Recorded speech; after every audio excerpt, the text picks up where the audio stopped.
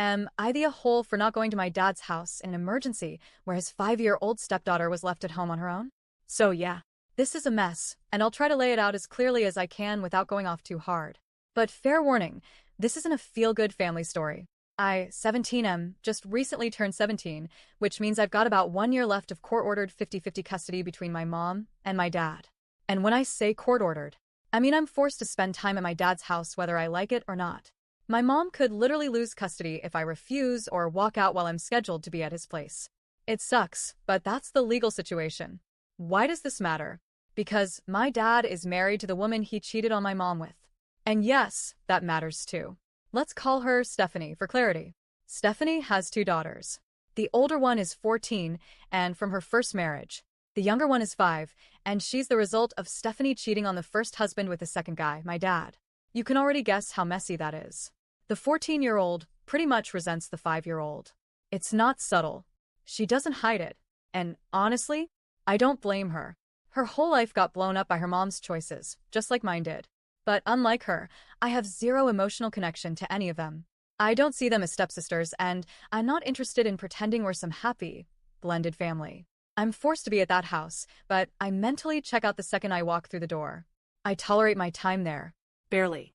I count the hours until I can leave and go back to my actual family, my mom, my real home. So, here's what happened. Yesterday morning, my mom's custody time kicked in. I packed my stuff, left my dad's place, and finally exhaled. I was back in my comfort zone, back with someone who didn't betray me and then expect me to help clean up the wreckage. A few hours after I got home, all hell apparently broke loose at my dad's house. Here's the situation.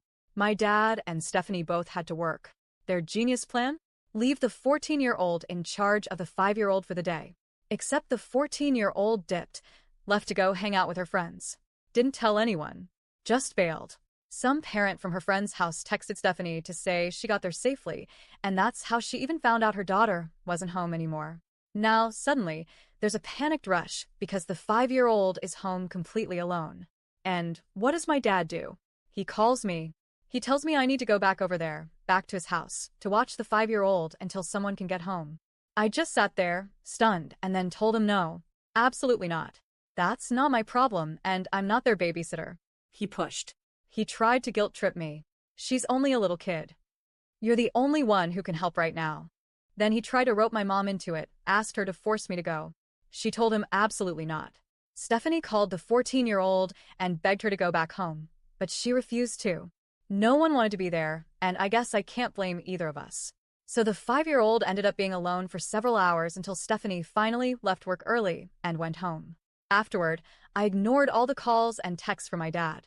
But the messages just kept coming. Paragraphs of guilt, rage, desperation. How could you do this? She's a child. She needed you. I'm disappointed in you. I didn't reply. I didn't feel guilty. Not really. Because here's the thing. None of that is my responsibility. I didn't make the choices that led to this chaos. I didn't cheat. I didn't remarry. I didn't create this unstable family dynamic. I'm not that kid's big brother. I'm not even a willing participant in that house. I'm legally forced to be there, and even when I am, I'm barely spoken to like a person. I'm just an awkward reminder of a past my dad would rather rewrite.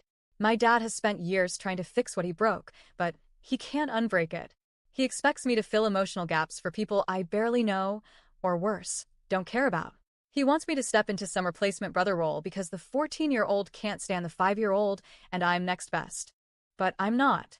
I'm not part of that family. I'm not a patch. I'm not a spare part in someone else's drama. And yeah, I did think a little about the 5-year-old. She's just a kid. It sucks that she's being raised in a situation where no one seems to really want to take responsibility for her, not even her mom or her half-sister in that moment. But I'm not her savior. I didn't create that world for her. I'm still trying to survive mine. So now my dad's side of the family is whispering and judging me, saying I'm heartless, saying I let a child suffer. But what they don't get is that I've been suffering quietly in this whole arrangement for years.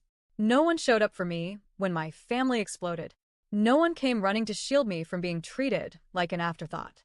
So, am I the a-hole for refusing to go back to my dad's house in an emergency to babysit his 5-year-old stepdaughter when I wasn't even supposed to be there? Because to me, that felt like one more time I was expected to fix a problem I didn't cause, for a family that's never really seen me as part of it.